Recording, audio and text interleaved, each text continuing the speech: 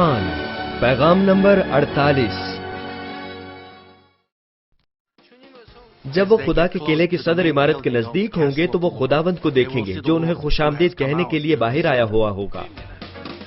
जिस वक्त वो खुदावंद से मिलेंगे उनकी आंखों में आंसुओं का सैलाब आ जाएगा। खुदावंद के किले की बाईं सिमत पर एक बड़ा और खूबसूरत अजायब घर है। खुदा बाप ने इसे इस अंदाज में बनाया है कि हम खुदावंद के जमीनी दौर के नकूश को वैसी ही हकीकत महसूस कर सकें जैसे वो थे। मिसाल के तौर पर वाया डोलोरोसा भी ऐसे ही बनाया गया जैसे वो थी। अगर आप नए यरूशलेम जाना चाहते हैं तो यकीनन आपको बहुत से इनामात जमा करने होंगे। जमीन का एक इलाका जो एक शख्स को दिया जाता है वो हमारे तसव्वुर से बढ़कर बड़ा है। इस शख्स का घर दुआ और बर्दाश्त की खुशबू से तामीर किया जाएगा।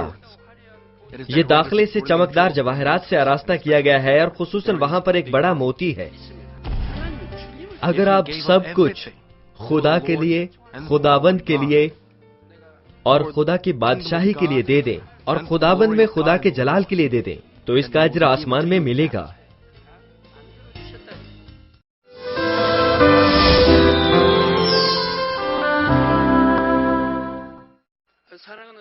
मसीह में अजीज बहनों और भाइयों और जीसीएन टीवी के तमाम नाजरीन,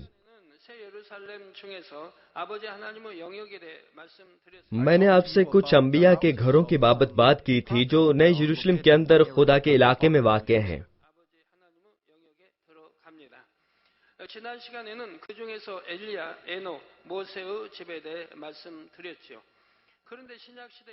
लेकिन नए अहदनामे में कुछ खास लोगों के मामलात हो चुके हैं। वो खुदावंद के जमाने से लेकर पौलुस रसूल के जमाने तक मरियम मगदलेनी और कुंवारी मरियम थीं जो रूहुल कुद्स के दौर में रहती थी। उनके घर भी खुदा बाप के इलाके में वाक़ हैं।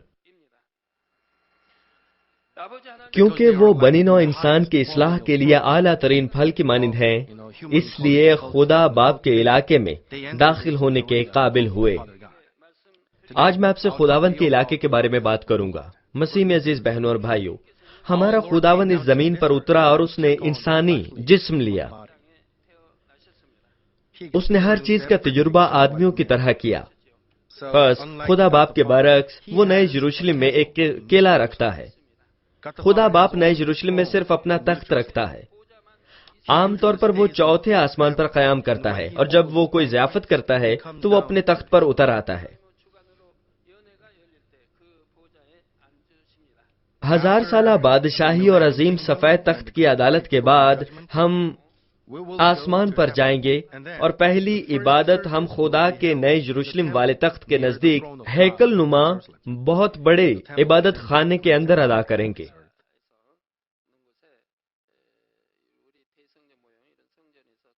और खुदा की तैयार की हुई ज़ियाफत के दौरान खुदा बाप हमारे साथ होगा और खास मौकों पर खुदा हमारे साथ है। मैं अपने खुदावंद की मेजबानी में ज़ियाफतों के बारे नहीं जानता था क्योंकि खुदा बाप ने मुझे अभी इसके बारे में कुछ बताया नहीं था। खुदावंद का किला खुदा के तख्त से कुछ नीचे दाएं जानिब वाक़या है। खुदावंद के किले के मरकज में एक इमारत है जिसकी छत ठोस सुनहरी है। वहां कई शक्लों और रंगों की बेशुमार इमारतें हैं जिनके इस जगह फैलाव का ये मरकज है। खासकर ठोस गुंबदी शक्ल की छतों के ऊपर हम जलाल की सलीबें देख सकते हैं जो चमकदार रोशनियों में घिरी हुई है। यह हमेशा याद रखने के लिए है कि तमाम रूहें खुदावंद के सलीब लेने से आसमान की बादशाही में पहुंची। मरकजी नुक्ते पर बहुत बड़ी इमारत आमतौर पर शक्ल में प्याज नुमा गुंबद जैसी है, मगर वहां कुछ उमूदी अशकाल भी हैं क्योंकि ये बहुत से मुख्तलिफ किस्म के जवाहरात से नक्काशी और रोशनियों के इम्तिजाज जो इससे निकलती हुई कौसे क़ज़ा की मानिंद दिखाई देती हैं उनसे बनाई गई हैं। खुदावंद के किले का मवाजना इस जमीन की किसी चीज से करें तो ये मॉस्को रूस में मुकद्दस बासल के कैथेड्रल जैसा है। लेकिन जमीन पर ऐसी कोई चीज नहीं जिसका मवाजना उस इमारत की पैमाइश मटेरियल और साइज से किया जा सके। साइज बहुत बड़ा है और इमारत का मटेरियल सोने और दूसरे कीमती जवाहिर का बना हुआ है। ये मवाजने के करीब करीब भी नहीं आ सकता। خداوند کے قلعے میں مرکز میں اس ڈھانچے کو وسیع کرنے کے لیے اور بہت سی عمارتیں ہیں۔ خداوند کے نزدیک پترس، یوحنا اور یعقوب کے گھر واقع ہیں۔ دوسرے شاگردوں کے گھر ان کے عین پیچھے واقع ہیں۔ وہ جو زمین پر ہمیشہ خداوند کے ساتھ ساتھ چلتے تھے، وہ آسمان میں بھی خداوند کے ساتھ سکونت کریں گے۔ یہ ایسے ہے جیسے یسوع نے لوکا 22ویں باب کی 3 آیت میں وعدہ کیا کہ تاکہ میری بادشاہی میں میری میز پر کھاؤ پیو، بلکہ تم تختوں پر بیٹھ کر اسرائیل کے 12 قبیلوں کا انصاف کرو گے۔ اس سے بھی ہم خدا باپ کی محبت کو محسوس کر سکتے ہیں۔ وہ جو ایک دوسرے سے محبت رکھتے ہیں اور جو روحانی طور پر ایک دوسرے کے قریب ہیں، ان کو بھی آسمان میں اکٹھے ہی رکھتا ہے، ان سب کو آسمان میں اکٹھے رکھے گا۔ مریم مگدلینی اور کماری مریم خداوند سے بہت ہی زیادہ پیار کرتی تھیں۔ ان کے معاملات میں ان کے گھر حقیقتاً خداوند کے قلعے کے اندر ہیں۔ بے شک وہ ان گھروں میں ان اوقات کے دوران قیام کرتی ہے جب خداوند کی طرف سے ان کو وہاں رہنے کے لیے دعوت دی جائے۔ ان کے اصل مقام خدا باپ کے علاقے میں ہے، لیکن ان کے پاس خداوند کے قلعے میں رہنے کے لیے بھی جگہ ہے، اور ان کی جگہ چھوٹی نہیں ہے، ٹھیک؟ ان کے صدر گھر خدا باپ کے علاقے میں واقع ہیں، اور ان گھروں کا سائز قلعے کی طرح بہت کشادہ ہے۔ مگر یہاں ہمیں ایک چیز یاد رکھنی ہے، آسمان میں شاگردوں کے خداوند کے نزدیک رہنے کی وجہ صرف یہ نہیں کہ وہ زمین پر جسمانی لحاظ سے خداوند کے قریب تھے، جیسے لوکا 14ویں باب کی 26 سے 27 آیات کہتی ہیں کہ انہوں نے اپنے باپ اور ماں اور بیوی اور بچے اور بھائی اور بہنیں اور اپنی زندگیاں بھی دے دی، اور خداوند کے سچے شاگرد بننے کے لیے اپنی اپنی صلیب اٹھائی اور اس کے پیچھے ہو لیے۔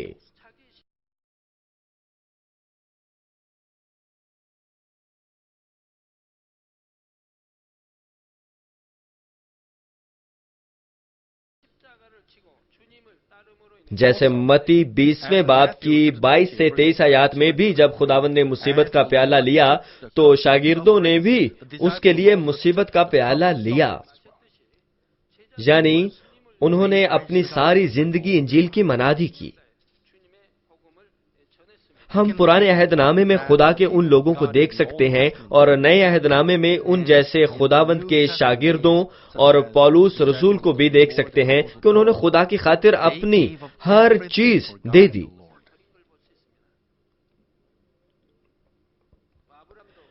ابراہم نے اپنا خاندان اور جائیداد چھوڑ دی اور اس جگہ چلا گیا جس کی خدا نے ہدایت دی۔ پولس رسول نے ہر چیز چھوڑی اور خداوند کے پیچھے ہو لیا، اور اپنے ماں باپ کو، اپنے بھائیوں اور بہنوں کو چھوڑ دیا، اور حتیٰ کہ اپنی زندگی بھی دے دی۔ وہ سب خدا کے حقیقی فرزند تھے۔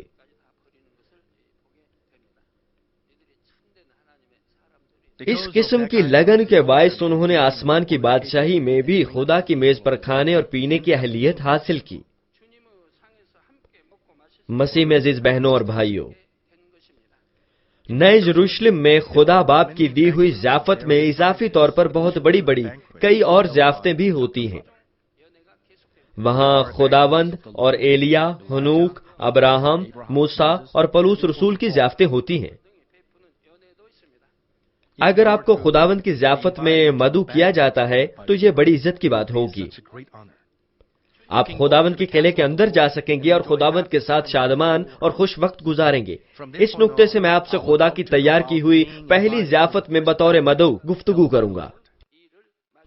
وہ جو خداوند کی ضیافت میں مدعو کیے جاتے ہیں وہ اپنے آپ کو انتہائی خوبصورت دلہنوں کی طرح آراستہ کریں گے۔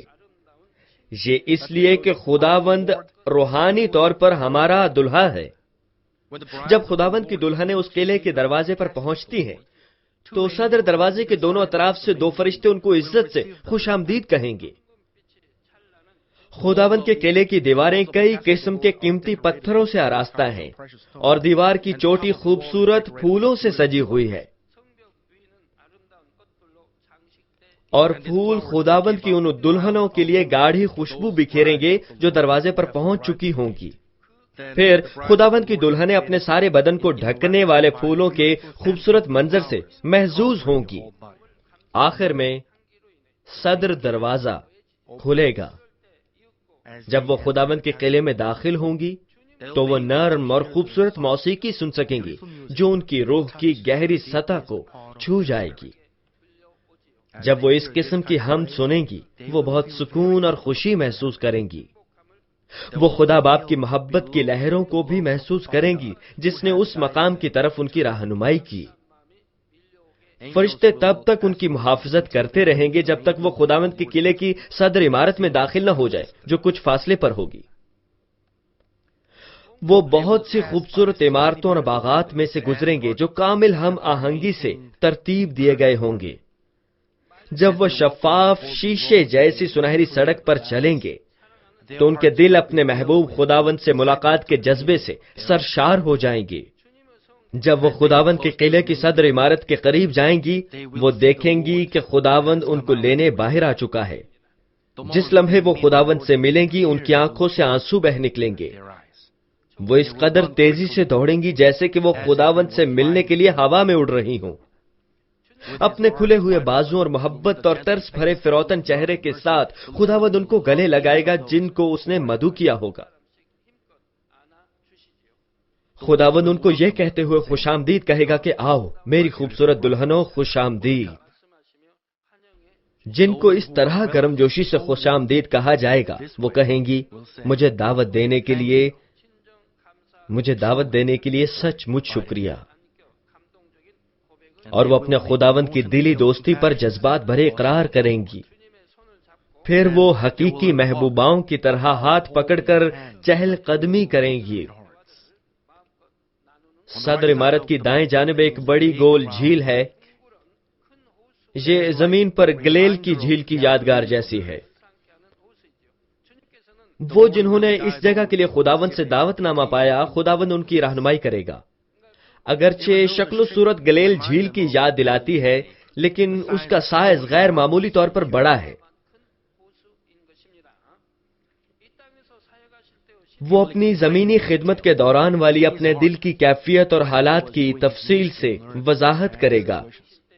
جب وہ زمین پر تھا تو اس نے گلیل کی جھیل کے آس پاس بہت سے کام کیے۔ وہاں اس نے طوفان اور سمندر کو ٹھنڈا کیا تھا اور وہ پانی پر چلا تھا، اور پترس نے گہرے پانی میں اپنا جال ڈالا تھا۔ گلیل کی جھیل اور اس کے آس پاس ایمان کے بہت سے کام ہوئے تھے۔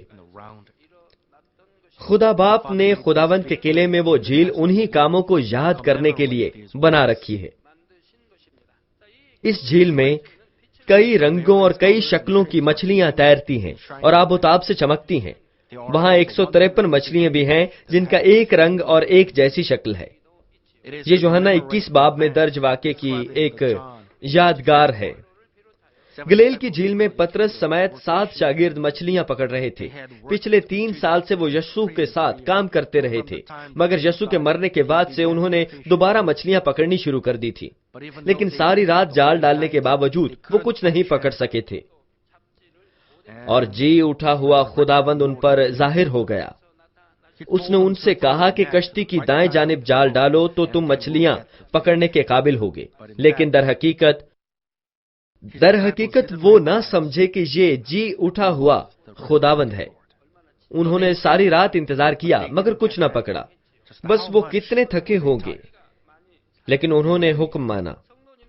لیکن پھر بھی انہوں نے اس کی بات سنی۔ پہلے سے ہٹ کر ہم ان کے غرور یا خودی کو غائب ہوا دیکھ سکتے ہیں۔ میں یہ بھی امید کرتا ہوں کہ آپ بھی اپنی خودی کو چھوڑیں گے اور چھوٹے سے بچے کی بات بھی سننے کے لائق ذہن رکھیں گے۔ جب پترس اور شاگردوں نے اس کی بات مانی تو انہوں نے بہت سی مچھلیاں پکڑی، حتیٰ کہ گنتی نہ ہو سکی۔ جب بعد میں وہ مچھلیوں کو خشکی پر لائے اور گنتی کی تو یہ 153 تھی۔ خداوند نے شاگردوں کے ساتھ بھنی ہوئی مچھلی کھائی۔ پھر اس نے اپنے شاگردوں کو مستقبل کی خدمت کے بارے میں ہدایت کی۔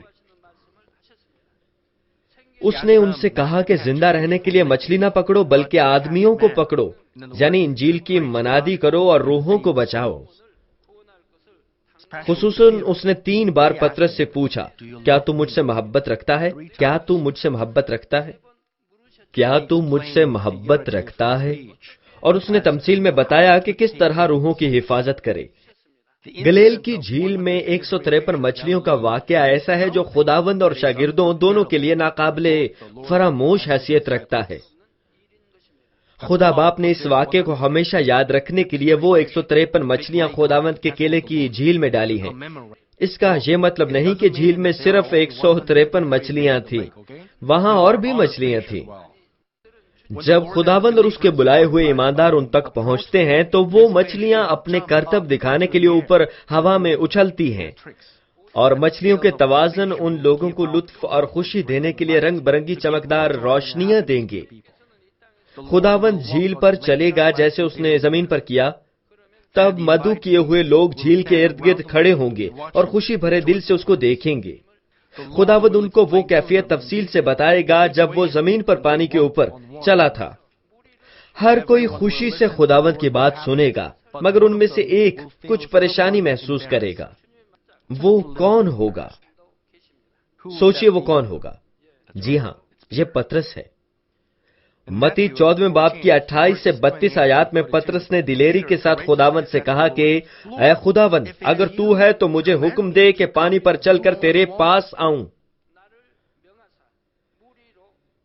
اور جب یسوع نے کہا کہ آ، تو پطرس کشتی سے اتر کر یسوع کے پاس جانے کے لیے پانی پر چلنے لگا۔ اگر اس کی جگہ آپ ہوتے تو کیا آپ یہ کر سکتے تھے؟ پطرس نے دلیری سے یہ کر تو لیا، لیکن ہوا کو دیکھ کر وہ ڈر گیا اور ڈوبنے لگا۔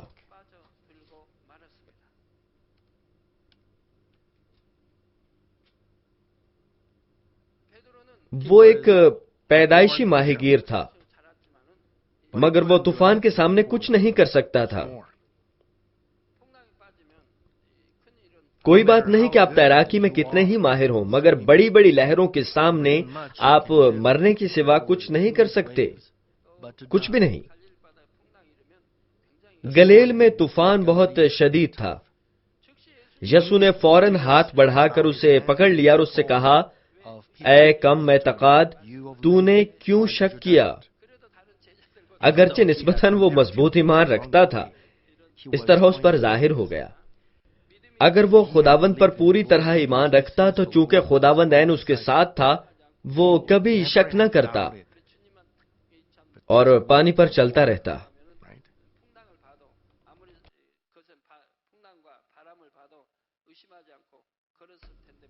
جب خداوند اس وقت کی کیفیت کو تفصیل سے بیان کرتا ہے تو پطرس اس کیفیت کے بارے کچھ پریشانی محسوس کرے گا، لیکن وہ پریشانی زمین کی پریشانی سے ذرا مختلف ہوگی۔ آسمان میں بدی نہیں ہے، بلکہ صرف نیکی ہے۔ حالانکہ جب ہم کہتے ہیں کہ کوئی پریشان ہے یا شرمندہ ہے تو وہ اپنے دل میں تکلیف نہیں رکھتا۔ آسمان میں کوئی بھی کسی کو پریشان یا ذلیل یا شرمندہ نہیں کرتا۔ حتیٰ کہ جب ہم کسی کی خامیوں کو دیکھتے ہیں جو وہ زمین پر رکھتا تھا تو ہر کوئی اس کو اچھائی میں سوچے اور سمجھے گا۔ جو ایسا کم اعتقاد تھا وہ صرف نئے یروشلم کی طرف رہنمائی کرنے پر ہی خدا باپ کا شکر ادا کرے گا۔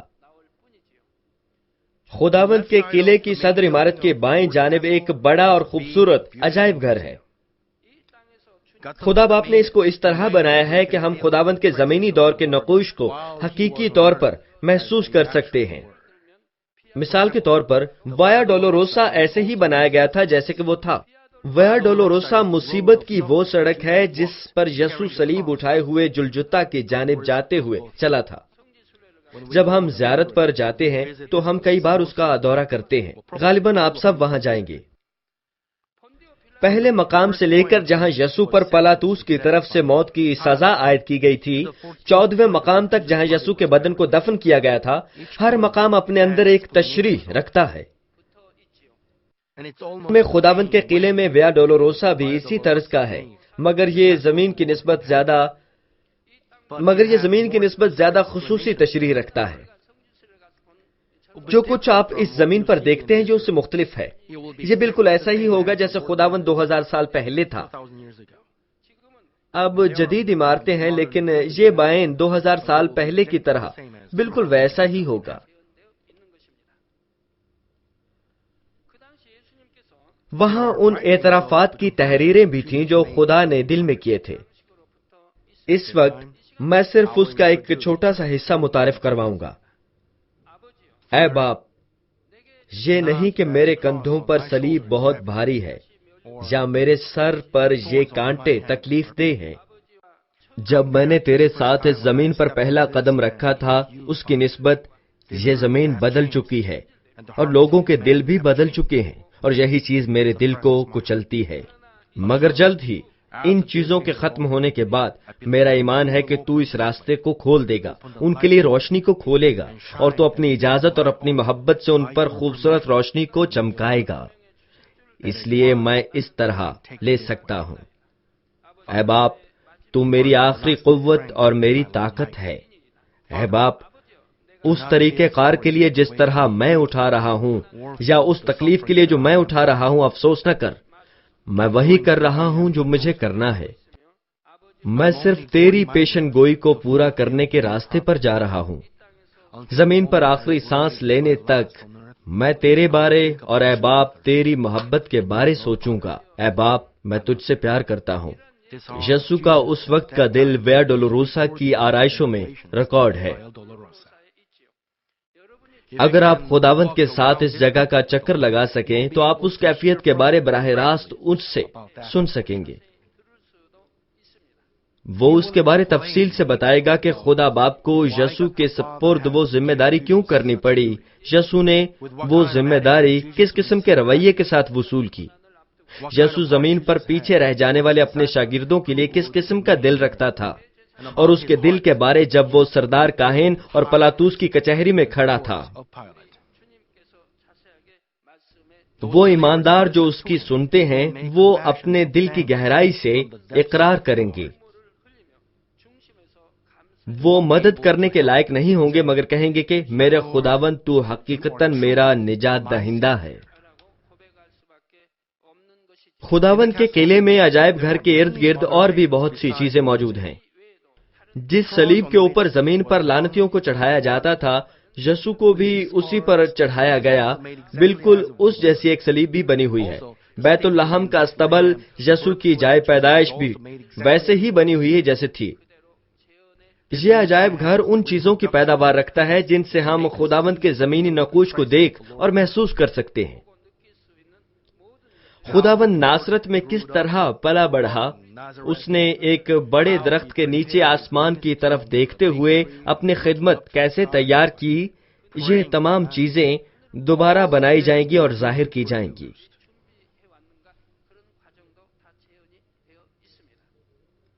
لیکن اس کا یہ مطلب نہیں کہ وہ دوبارہ تیار کی جانے والی چیزیں خراب ہونے والی لکڑی یا میٹیریل سے بنی ہیں، یا ان میں کسی قسم کی زمینی مہک ہے۔ وہ آسمانی میٹیریل سے بنی ہیں، مگر اس طرح کہ ہم انہیں بالکل زمینی چیزوں کی طرح محسوس کریں گے۔ خداوند کے قلعے میں ایک خاص سڑک ہے۔ نئے یروشلم میں عام طور پر سونے کی سڑکیں ہیں، لیکن خداوند کے قلعے میں یہاں اور وہاں بہت سی سڑکیں قیمتی پتھروں کی بھی ہیں۔ وہ جواہراتی سڑکیں خوبصورت قیمتی پتھروں کی بنی ہوئی ہیں۔ جب کوئی ان پر چلتا ہے تو جواہرات کی روشنی اسے احساس دلاتی ہے جیسے کہ وہ پانی پر چل رہا ہو۔ خدا نے خداوند کو جواہرات کی سڑکیں کیوں دی ہیں؟ اس کا سبب خداوند کو صلیبی راستے پر چلنے کی تسلی دینا ہے۔ خدا باپ خداوند کے ہر ایک عمل کو یاد رکھتا ہے اور ہر چیز واپس دے چکا ہے۔ یہ اس لیے ہے کہ یسوع کا ہر عمل باپ کی محبت کے ساتھ ہوا کرتا تھا۔ اس لیے وہ جو ایک بار خداوند کے قلعے کی سیر کر لیتے ہیں، وہ باپ اور خداوند کی محبت کے ساتھ بہت متحرک ہوں گے اور خدا کو اور بھی زیادہ شکر اور جلال دینے کے قابل ہوں گے۔ اب میں آپ سے روح القدس کے علاقے کے بارے میں گفتگو کروں گا۔ پینتی کوست کے دن سے لے کر خداوند کی دوسری آمد کا سارا علاقہ روح القدس کا ہے۔ وہ جنہوں نے اس عرصے کے دوران انجیل سنی، روح القدس پایا اور پورے روح میں گئے، وہ روح القدس کے علاقے میں جانے کے قابل ہوں گے۔ اگر آپ پورے روح کی تکمیل کر لیں تو آپ اس علاقے میں جائیں گے۔ اس طرح ہمارے لیے حقیقی گھر روح القدس کا یہ علاقہ ہے جس سے میں اب آپ کا تعارف کرانے جا رہا ہوں۔ سالمن مچھلیاں دریاؤں میں پیدا ہوتی ہیں، لیکن زندگی کا زیادہ حصہ سمندر میں رہتی ہیں، مگر مرنے سے پہلے وہ وہیں واپس چلی جاتی ہیں جہاں پیدا ہوتی ہیں۔ کھلے سمندر میں رہنے کے بعد جب وقت آتا ہے تو وہ واپس دریا میں چلی جاتی ہیں جہاں وہ پیدا ہوئی تھی۔ پانی کے الٹے رخ جانا مشکل ہوتا ہے، لیکن اگرچہ ان کو واپس جاتے ہوئے مرنا ہی کیوں نہ پڑے، وہ پیچھے نہیں ہٹتی۔ وہ اپنے اصلی وطن کی طرف لوٹ آتی ہیں جہاں وہ پیدا ہوئی تھی اور انڈے دیتی ہیں اور مر جاتی ہیں۔ اگر ایک سالمن مچھلی اپنے اصلی وطن کی طرف واپس جا رہی ہے تو پھر ہمیں خدا کے فرزند ہونے کی حیثیت سے کیا کرنا چاہیے؟ خدا پرندوں، کیڑے مکوڑوں اور جانوروں کو جینے کی راہ دیتا ہے۔ وسیع سمندر کے اندر سالمنز کے پاس کوئی نقشہ یا پرکار نہیں ہوتی، لیکن وہ عین اسی جگہ جاتی ہیں جہاں وہ پیدا ہوئی تھی۔ اگر خدا ان کو یہ قابلیت نہ دیتا تو وہ ایسا کرنے کے قابل نہ ہو پاتی۔ خدا نے ان کو ایسی چیز دے رکھی ہے جو انسانوں کے پاس بھی نہیں ہے، اور یہ خوبی خدا نے ان کی بقا کے لیے دے رکھی ہے۔ عبرانیوں 6 باب کی 19ویں آیت کہتی ہے، وہ ہماری جان کا ایسا لنگر ہے جو ثابت اور قائم رہتا ہے اور پردے کے اندر تک بھی پہنچتا ہے۔ مجھے امید ہے کہ اس پیغام کے ذریعے آپ امید کی ڈوری کو زور سے پکڑ لیں گے اور اپنی جان کے لنگر کو نئے یروشلم میں ڈالیں گے۔ میں خداوند کے نام میں دعا کرتا ہوں کہ ایسا کرنے سے آپ روح القدس کے علاقے میں پہنچ جائیں۔ مسیح میں عزیز بہنوں اور بھائیوں، روح القدس کا علاقہ خدا کے تخت کے نیچے بائیں جانب واقع ہے۔ وسطی حصے میں کئی سائز میں عمارتیں واقع ہیں جس سے وہ پیاز نما گنبدی عمارتیں کہلاتی ہیں۔ وہ روح القدس کا قلعہ ہے۔ عام طور پر اگر آپ روح القدس کا قلعہ دیکھیں تو یہ ماں کی گود کی طرح نرم اور گرم دکھائی دیتا ہے۔ مرکز میں عقیق سے ڈھکی ہوئی ایک بڑی اور شاندار عمارت واقع ہے، یہ سرخ موتی بھی کہلاتی ہے۔ خداوند کے علاقے میں بھی ایسا ہی ہے۔ آب حیات کا دریا جو خدا کے تخت سے نکلتا ہے، خداوند کے قلعے کی صدر عمارت میں سے گزرتا ہے اور خداوند کے علاقے کے ہر کونے میں جاتا ہے۔ ہو سکتا ہے کوئی پوچھے کہ روح القدس حقیقی وجود رکھتا ہے یا نہیں، لیکن خدا باپ، خدا بیٹا اور خدا روح القدس واقع ہیں۔ یہ خدا کی تثلیث ہے، تو وہ ایک کیوں نہیں رکھتا؟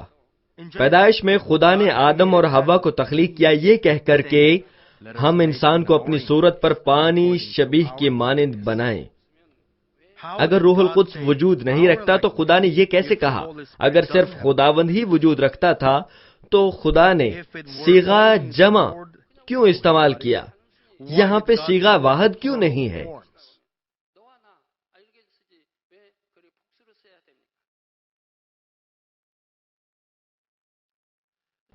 خداوند کے علاقے میں بھی بالکل ایسا ہی ہے۔ آب حیات کا دریا جو خدا کے تخت سے نکلتا ہے، خداوند کے قلعے کی صدر عمارت میں سے گزرتا ہے اور خداوند کے علاقے کے ہر کونے میں جاتا ہے۔ یہ تمام علاقوں سے بہہ کر آخر خدا کے تخت کو واپس آ جاتا ہے۔ زمین کا وہ خطہ جو کسی کو دیا جاتا ہے بہت وسیع ہے اور عمارتیں بھی بہت بڑی بڑی اور بہت شاندار ہیں۔ مثال کے طور پر ایک شخص کو سیول کے علاقے جتنی زمین یا اس سے بھی زیادہ دی جا سکتی ہے، تو پھر اس علاقے میں کتنی عمارتیں اور باغات اور کس قدر سہولیات ہوں گی۔ اصل میں ان کے درمیان قلعے ہیں جو اپنے سائز اور شوکت کے لحاظ سے ہر شخص کے قلعوں سے زیادہ کھڑے ہیں۔ وہ خداوند اور روح القدس کے قلعے ہیں۔ ایک قلعے کے سوا وہ ایک بڑے شہر سے ملتے جلتے ہیں۔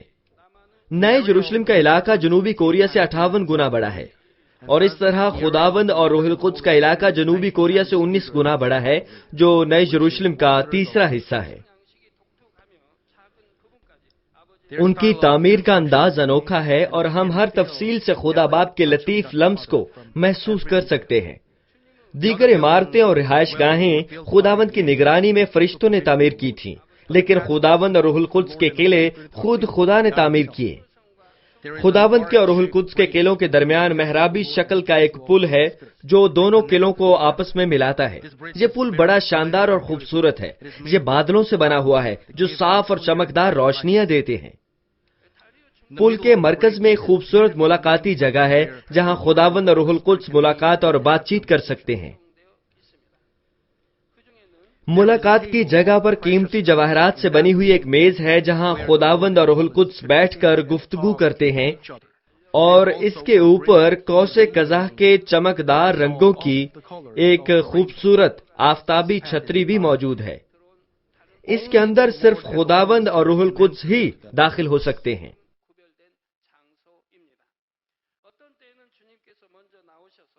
نئے یروشلم میں سے بھی کوئی دوسرا شخص اس کے اندر داخل نہیں ہو سکتا۔ بعض اوقات خداوند پہلے آ کر روح القدس کا انتظار کرتے اور بعض اوقات روح القدس پہلے آ جاتا ہے اور خداوند کا انتظار کرتا ہے۔ وہ دونوں ایک دوسرے کے ساتھ بھائیوں کی طرح گفتگو کرتے ہیں۔ پل کے نیچے آب حیات کا دریا بہتا ہے جو بلور کی مانند شفاف اور خوبصورت ہے۔ وہ زمین پر اپنی خدمات کے بارے میں گفتگو کرتے ہیں۔ مسیح میں عزیز بہنوں اور بھائیوں، روح القدس کے قلعے کے چوگرد ان لوگوں کے خوبصورت اور رنگا رنگ گھر واقع ہیں جنہوں نے روح القدس کے زمانے میں پورے روح کی تکمیل کی تھی۔ کچھ گھروں کی تعمیر دوسروں سے پہلے ہی مکمل ہو چکی ہے، دیگر ابھی تک تعمیرات کے عمل کے درمیان میں ہیں۔ دوسرے گھر بھی تقریباً مکمل ہو چکے ہیں۔ بہت سے فرشتے ان گھروں کو خوبصورت جواہرات سے سجاتے ہیں۔ سردار فرشتے اور دیگر فرشتے خداوند کے ہدایات کے مطابق عمارتیں بنا رہے ہیں۔ کچھ گھروں کے لیے میدانوں کو بڑھایا گیا ہے کیونکہ گھر کا مالک زمین پر اور لوگوں کو نجات کی طرف لاتا ہے۔ تب فرشتے کشادہ کیے ہوئے میدان پر نئی عمارتیں بنائیں گے۔ وہ جو پورے روح میں جا چکے ہیں، چاہے وہ کچھ کھائیں یا پئیں یا جو کچھ وہ کریں، ہر کام خدا کے جلال کے لیے کرتے ہیں۔ چنانچہ ہمارے پورے روح میں جانے کے وقت سے ہمارے تمام کام اور اعمال آسمان میں انعامات کے طور پر جمع ہو جائیں گے۔ اس لیے جس قدر جلد ممکن ہو ہمیں روح میں پورے روح میں آنا ہے۔ جب آپ خدا کے لیے کوئی کام کرتے ہیں تو جب آپ روح میں اور پورے روح میں آنے کے بعد یہ کرتے ہیں تو انعام بہت زیادہ بڑا ہوگا۔ جسمانی اعمال ایمان اور محبت سے نہیں ہوتے، انعام چھوٹا ہوتا ہے، بہت چھوٹا ہوتا ہے، مگر وہ جو روح میں اور پورے روح میں آ جائیں وہ خدا سے محبت رکھتے ہیں اور اپنے دلوں کی گہرائی سے ایمان کے ساتھ کام کرتے ہیں۔ وہ جو کچھ کرتے ہیں سب عظیم انعام بن جاتا ہے۔ فرض کیجئے ایک آدمی پورے روح کا ہے اور دوسرا آدمی ایمان کے تیسرے درجے پر ہے۔ انہوں نے ایک ہی وقت میں ایک جیسا کام کیا تو بھی آسمان میں انعامات فرق ہوں گے۔ ایسا کیوں ہے؟ وہ جو ایمان کے تیسرے درجے پر ہوتے ہیں ابھی وہ اپنے دلوں میں جسمانی خصوصیات رکھتے ہیں، بس جب وہ خدا کے لیے کام کرتے ہیں بعض اوقات وہ خوشی اور شکر گزار دل کے ساتھ یہ کرتے ہیں، مگر دوسرے وقت ایسا نہیں ہوتا۔ مثال کے طور پر جب وہ کوئی رضاکارانہ کام کرتے ہیں پہلے وہ شکر گزار دل کے ساتھ کرتے ہیں، لیکن جب کام سخت اور مشکل ہوتا ہے تو ایسا نہیں ہوتا۔ اور اگر ایسے میں ان کے ساتھی محنت سے کام نہ کریں تو وہ اپنے دل میں مشکل یا بے چینی کا احساس قائم کر سکتے ہیں، حتیٰ کہ ان میں جسمانی خیالات بھی آ سکتے ہیں۔ کوئی اس کام کی شناخت نہیں کرتا، مجھے اتنا سخت کام کیوں کرنا ہے؟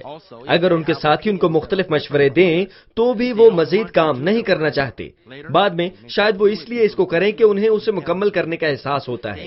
وہ بلند آواز میں شکایت کر سکتے ہیں اور دوسروں کی بدگوئی بھی کر سکتے ہیں۔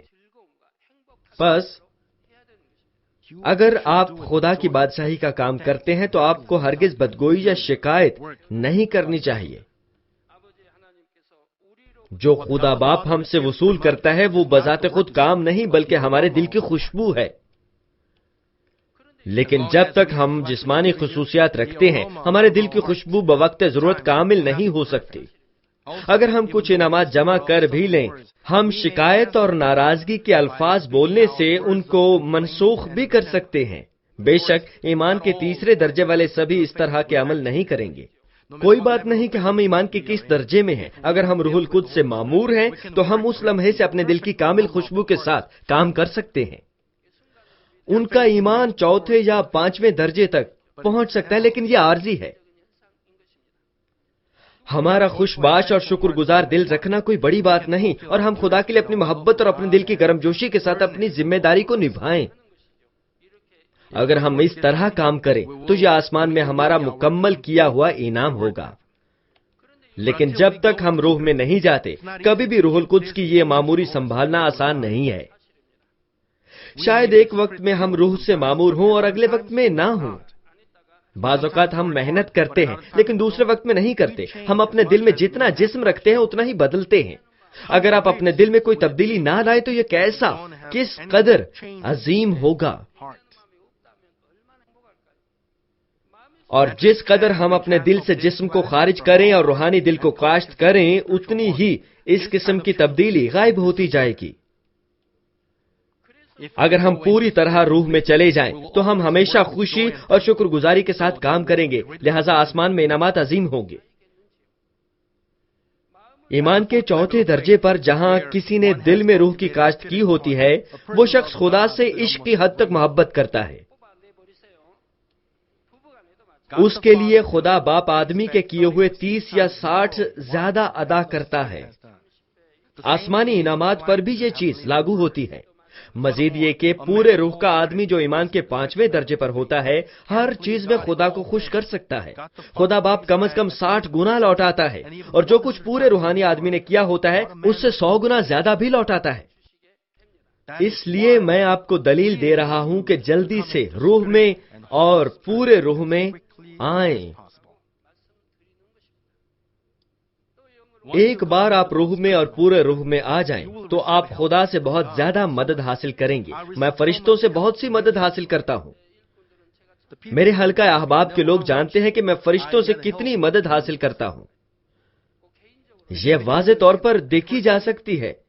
شخصی طور پر میں فرشتوں سے بہت مدد لیتا ہوں، چونکہ آپ ہر صورت میں اپنی ساری طاقت سے خدا کے لیے کام کر رہے ہیں۔ جو کچھ آپ کر رہے ہیں، اگر اس سے 30، 60 یا 100 گنا زیادہ انعامات حاصل کریں تو یہ کتنا اچھا ہوگا۔ اگر آپ بھی نئے یروشلم میں جانا چاہتے ہیں تو یقیناً آپ کو بہت سے انعامات جمع کرنے ہوں گے۔ وہ خطہ جو کسی شخص کو ملتا ہے وہ ہمارے تصور سے کہیں زیادہ بڑا ہوتا ہے۔ بہت سی عمارتیں بنانے اور ان عمارتوں کو قیمتی جواہرات سے سجانے کے لیے آپ کو بہت سے انعامات جمع بھی کرنے ہیں۔ مجھے امید ہے کہ آپ اس روحانی اصول کو سمجھیں گے اور تمام پہلوؤں میں ایمانداری سے کام کریں گے تاکہ آپ جلدی سے روح میں اور پورے روح میں آ سکیں۔ مسیح میں عزیز بہنوں اور بھائیوں، خدا باپ ہمیں ہمارے چرچ کے کچھ ممبرز کے آسمانی گھروں کے بارے میں بتا چکا ہے۔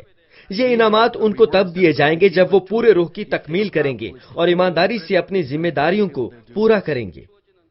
اول، میں آپ کے ساتھ اس خاتون کے گھر کے بارے میں بات کروں گا جو خدا کی بادشاہی اور راست بازی کے لیے دن رات گرم جوشی سے دعا کرتی ہے اور اس طرح چرچ کو بہت زیادہ مضبوط کرتی ہے۔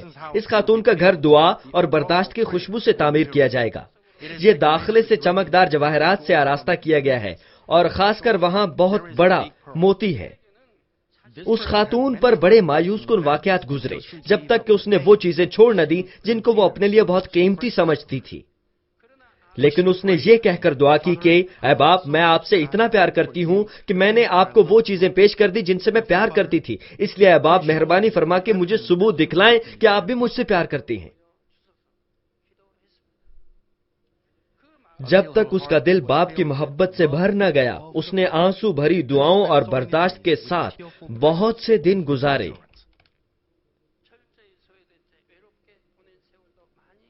خدا باپ یاد رکھتا ہے کہ وہ اذیت ناک وقت کو برداشت کرتے ہوئے اپنے ایمان کی دوڑ میں آگے بڑھتی رہی تھی۔ خدا باپ اس بات کو ہمیشہ یاد رکھتا ہے۔ وہ اس کی خواہش اور کردار کے لیے موزوں آسمانی گھر بنا رہا ہے، چنانچہ وہ اس کو ابدی تسلی اور خوشی دے گا۔ اس کے کردار کی مٹھاس میں پرمسرت ہم آہنگی کے مطابق گھر کا ایک کونا پرمسرت مٹھاس کی مکمل ہم آہنگی میں سجایا گیا ہے۔ مثال کے طور پر باغیچہ بہت آرام دہ ہے اور وہاں خوبصورت سجاوٹیں ہیں جو گھر کی مالکن کو خوشی دیتی ہیں۔ کئی رنگوں اور اشکال کے خوبصورت پھول باغیچے کے ہر کونے کو بہت خوبصورت بناتے ہیں۔ اس زمین پر بھی وہ مدعو کی گئی روحوں کے لیے پھولوں کی سجاوٹ کو بہت پسند کرتی ہے۔ باغیچے کے ایک کونے میں ایک چائے کی میز ہے، وہ اپنے عزیزوں کے ساتھ وہاں پر چائے پی سکتی ہے۔ میں نے کہا کہ یہ ایک چائے کی میز ہے، مگر یہ شاندار طریقے سے آراستہ ہے اور جگہ اچھی سجی ہوئی ہے تاکہ ایک مہمان اور سینکڑوں مہمان بھی وہاں مزہ لے سکیں۔ کچھ لوگ ہیں جن کے ساتھ وہ زمین پر رہنا چاہتی تھی لیکن وہ نہیں رہ سکی تھی، اس لیے کہ خدا کے کام کرنے میں مصروف تھی۔ یہاں وہ ان لوگوں کو دعوت دے سکتی ہے۔ باغیچے کا چھوٹے سے چھوٹا کونا بھی خدا باپ کی لطیف محبت اور توجہ کا حامل ہے۔ تو اصلاً گھر کس قسم کا ہوگا؟ جب وہ پوری طرح اپنا فرض نبھاتی ہے تو خدا اسے دینے کے لیے آسماتی انعامات تیار کر رہا ہے جو حقیقتاً ہمارے فہم سے باہر ہیں، ہمارے فہم سے باہر ہیں۔ آپ سب کے ساتھ بھی ایسا ہی ہے۔ مجھے امید ہے کہ آپ یقین کریں گے کہ خدا آسمان میں آپ کا گھر آپ کے اچھے زمینی کردار اور ذائقے کے مطابق بنائے گا۔ اب میں ایک اور خاتون کے گھر کا تعارف کراتا ہوں۔ اس خاتون نے اشاعت کے ذریعے خدا کی بادشاہی میں بہت بڑا حصہ ڈالا۔ اس خاتون کے صدر گھر میں بہت سے کمرے ہیں اور ان میں ایک کمرہ بہت خاص ہے۔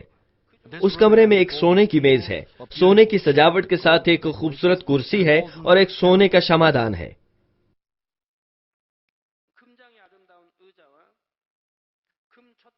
وہاں بہت سی کتابوں کے ساتھ ایک بک شیلف بھی ہے۔ یہ اس خاتون کو اشاعت کے ذریعے خدا کو جلال دینے کا ایک انعام کے طور پر ملی ہے۔ خدا باپ یاد رکھتا ہے کہ یہ خاتون کتابوں سے پیار کرتی تھی اور وہ اسے مطالعہ کراتا ہے جو اس کے دلوں کے لیے موزوں ہے۔ آخر اب میں آپ کو ایک پاسٹر کے انعامات کے بارے میں بتاتا ہوں جو اس وقت ملیں گے جب وہ اپنے شہید ہونے کا فرض پورا کرے گا۔ جب یہ پاسٹر اپنا شہید ہونے کا فرض پورا کرتا ہے اور آسمان میں اپنا گھر دیکھتا ہے تو وہ ایک بھی لفظ نہیں بول سکتا کیونکہ اس کی آنکھوں سے خوشی اور تعجب کے آنسو نکلتے ہیں۔ دروازے سے داخل ہو کر جب وہ اپنے گھر کے چوگرد دیکھے گا اس کا تعجب اسے انتہائی وجدانی ریاست میں لے جائے گا۔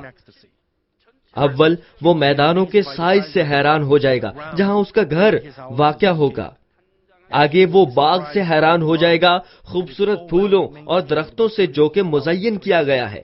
بڑے دروازے سے باغ اور صدر گھر تک سونے کی ایک سڑک بچھی ہوئی ہے۔ جب وہ سونے کی سڑک پر چلتا ہے تو سڑک کنارے کے پھول اپنے مالک کے قابل تحسین خدمت کی تعریف میں اپنا عطر پیش کریں گے۔ وہ اس پاسٹر کی تکلیف کے لیے آرام دیتے ہیں جن میں سے وہ زمین پر شہید ہونے تک گزرتا رہا۔ تب اس پاسٹر کے دل سے خداوند اور اس کے چوپان کے لیے گاڑھی خوشبو کی محبت اچھل پڑے گی۔ وہ یہ سوچتے ہوئے اپنے دل کی گہرائی سے اقرار کرے گا کہ میرا چوپان اس فرض کے ساتھ دلچسپی رکھتا تھا کیونکہ وہ مجھ سے پیار کرتا تھا۔ اس نے مجھے خدا کی محبت میں رہنے کے لیے وہ کرنے کی اجازت دی تھی۔ جب وہ صدر گھر کی ڈیوڑی کی طرف چلتا ہے تو وہ دیکھ سکتا ہے کہ دیواریں کئی قیمتی جواہرات سے سجی ہوئی ہیں۔ ان میں عقیق کی روشنی جو خون جیسا رنگ رکھتی ہے اور نیلم گہرے نیلے رنگ کے ساتھ یہ کھڑے ہوتے ہیں۔ عقیق ظاہر کرتی ہے کہ یہ پاسٹر ایمانداری کے ساتھ کام کرتا تھا جب تک کہ اس نے خداوند کے لیے اپنی عشق یا محبت کے ساتھ اپنی جان دے دی۔ نیلم یاد دلاتا ہے کہ وہ زندگی موت کے خطرے میں بھی اپنے ایمان کی سچائی کا پابند رہا تھا۔ صدر گھر کی دیوار کے باہر آزمائشوں پر غالب آنے اور خاص کر شہادت کے متعلق فہرست ایک نقش کے طور پر رکھی گئی ہے۔ اس کے اوپر ایک تحریر ہے جو اس کے شہید ہونے کا دن، مہینہ اور سال اور وہ وجہ بھی بتاتی ہے جس کے باعث وہ شہید ہوا، اور یہ بھی بتاتی ہے کہ کس طرح اس نے پورے طور پر باپ کی مرضی کو پورا کیا۔ اس گھر میں چاہتا تھا جو اس کی خواہش تھی۔ رہائشی کمرے کے اندرونی دیوار پر مختلف مناظر کی بڑی بڑی تصاویر بنی ہوئی ہیں۔ تصاویر یہ وضاحت کرتی ہے کہ اس بیٹے نے خداوند سے ملنے کے بعد خود کو کیسے تبدیل کیا۔ بڑے سائز کی دیواری تصاویر اس کے روح اور پورے روح میں تبدیل ہونے کا عمل دکھاتی ہیں۔ اس میں یہ بھی شامل ہے کہ وہ خداوند سے کتنا پیار کرتا تھا، مختلف لمحات میں اس نے کس قسم کی روحانی چیزوں کو سمجھا اور کس تاریخ کو اس نے کس قسم کے رویے کے ساتھ کیا کیا۔ خدا باپ اس بیٹے کو دینے کے لیے خاص تحفہ بھی تیار کر چکا ہے۔ خدا نے اس کے باغ کے ایک کونے میں بہت سے مختلف اقسام کے ورزشی آلات بھی نصب کر رکھے ہیں۔ آسمان میں ہمیں اپنے بدن کے لیے کوئی کام یا ورزش نہیں کرنی پڑتی، تو پھر وہاں یہ چیز کیوں ہے؟ یہ اس لیے ہے کہ باپ جانتا ہے کہ زمین پر یہ بیٹا ورزش کرنا پسند کرتا تھا، مگر جب وہ ایک پاسٹر بنا اس نے خدا کے کام کے لیے اس میں حصہ نہ لیا۔ کیونکہ وہ خدا سے پیار کرتا تھا اس نے وہ چیزیں بھی چھوڑ دیں جو وہ اس کے ساتھ ساتھ کر سکتا تھا تاکہ وہ ان کی بجائے خدا کے لیے زیادہ گرم جوشی سے کام کر سکے، اور خدا وہ تمام چیزیں اس طرح لوٹاتا ہے۔ اگر آپ اس دنیا میں کوئی چیز پسند کرتے ہیں اور اسے نہیں چھوڑتے تو پھر آپ کو یہ انعام کے طور پر نہیں ملے گی، کیونکہ خداوند فرمائے گا دنیا میں جتنا تم نے چاہا لے لیا، لیکن اگر آپ خداوند اور خدا کے لیے جینے میں کچھ چیز چھوڑ دیتے ہیں اور اگر آپ خدا کے جلال کی خاطر کچھ چھوڑتے ہیں تو آسمان میں یہ آپ کو بدلے میں مل جائے گا۔ یہ ایک ظاہری یادگار یا ایسی چیز کی طرح ہے جو مادی یادداشت بن سکے۔ جب یہ بیٹا اس کو دیکھتا ہے، اس کا دل ایک بار پھر سرگرم ہو جائے گا اور وہ باپ کی محبت کے لیے شکر ادا کرے گا۔ وہ باپ کی لطیف محبت کی تعریف کرے گا جو چھوٹی سی خوشی بھی کم کیے بغیر ہر چیز واپس لوٹاتا ہے۔ ایک ظاہری یادگار کی طرح ہوتے ہوئے اس کا یہ مطلب نہیں کہ وہ آلات کو صرف دیکھ ہی سکتا ہے، وہ ان کو استعمال بھی کر سکتا ہے۔ یہ ورزشی آلات کچھ خاص سامان سے بنے ہیں۔ ڈمبلز کا ایک جوڑا مثال کے طور پر باپ کے خاص میٹیریل سے بنا ہے، چنانچہ ڈمبل بذات خود ایک چمکدار جواہر جیسے ہیں۔ حیران کن چیز یہ ہے کہ ڈمبلز کا وزن خود بخود اتنا ہو جاتا ہے جتنا کوئی چاہتا ہے۔ اگر بندہ چاہتا ہے کہ وہ بھاری ہو جائے تو یہ خود بخود بھاری ہو جاتا ہے۔ ہم کہتے ہیں کہ آپ ویٹ لفٹنگ کرتے ہیں، آپ نے 100 کلو گرام اٹھایا اور اب آپ چاہتے ہیں کہ آپ 110 کلو گرام اٹھائیں، تو پھر آپ کو اس کو 110 کلو گرام کرنے کے لیے کچھ مزید لوہا ڈالنا پڑے گا۔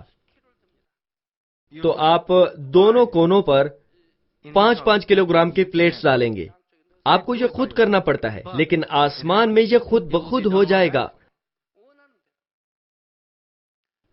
نیا یروشلم ایسی جگہ ہے جہاں ہر چیز اسی طرح ہوتی ہے جیسے کوئی اپنے دل میں چاہتا ہے۔ مسیح میں عزیز بہنوں اور بھائیوں، آج میں نے آپ کو نئے یروشلم کے اندر روح القدس کے علاقے کی بابت بتایا، اور میں نے آپ کو اس علاقے کے کچھ لوگوں کے گھروں کا مختصر تعارف بھی کروایا۔ وہ جو نئے یروشلم میں جاتے ہیں وہ زمین پر خدا کی مرضی کے مطابق رہ چکے ہوتے ہیں۔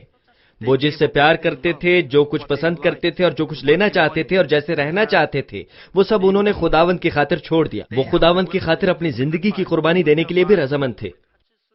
خدا باپ جو لطیف محبت رکھتا ہے وہ ان چھوٹی چیزوں کو بھی یاد رکھتا ہے اور ان میں سے کسی کو بھی نہیں بھولتا۔ وہ آسمانی انعام کی صورت میں سب کچھ لوٹاتا ہے۔